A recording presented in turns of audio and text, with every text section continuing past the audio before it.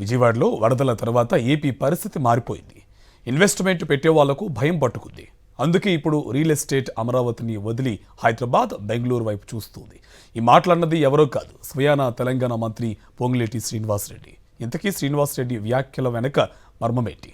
అమరావతి ఇప్పట్లో కోలుకునే పరిస్థితి లేదా? Watch the story.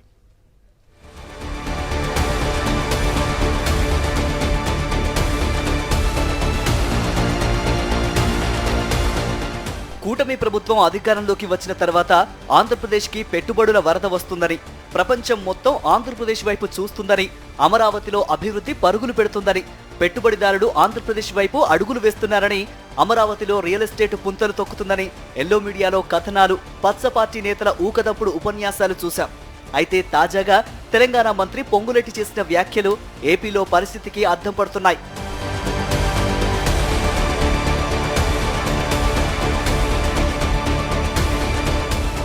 అమరావతి వరదలతో ఏపీకి ఇన్వెస్ట్మెంట్ వచ్చే పరిస్థితి లేదన్నారు మంత్రి పొంగులేటి.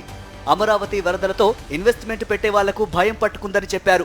హైదరాబాద్కే ఇన్వెస్టర్లు వస్తున్నారని మంత్రి పొంగులేటి శ్రీనివాసరెడ్డి తెలిపారు. హైదరాబాద్లో రియల్ ఎస్టేట్ పడిపోయిందని జరుగుతున్న ప్రచారంలో వాస్తవం లేదన్నారు.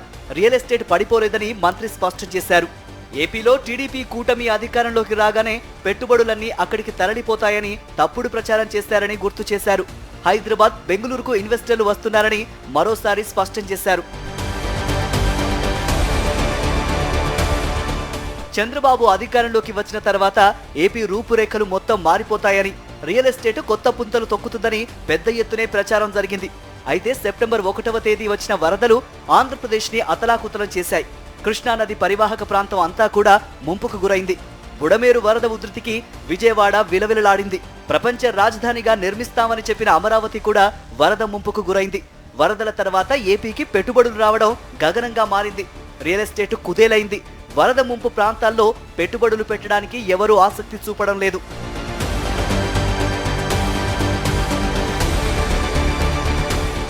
ఇటు అభివృద్ధి గురించి, అటు పెట్టుబడుల గురించి ఉపన్యాసాలు ఇస్తున్న చంద్రబాబు రాష్ట్రంలో అభివృద్ధి లేకపోవడం, పెట్టుబడులు రాకపోవడంతో దిక్కుతోచని స్థితిలో ఉన్నారు.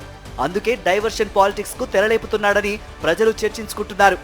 ఆంధ్రప్రదేశ్లో కూటమి ప్రభుత్వం చెబుతున్న మాటలు, దానికి ఎల్లో మీడియా చేస్తున్న భజన పెట్టుబడిదారుల్లో నమ్మకం కలిగించలేకపోయాయని ప్రజలు అనుకుంటున్నారు.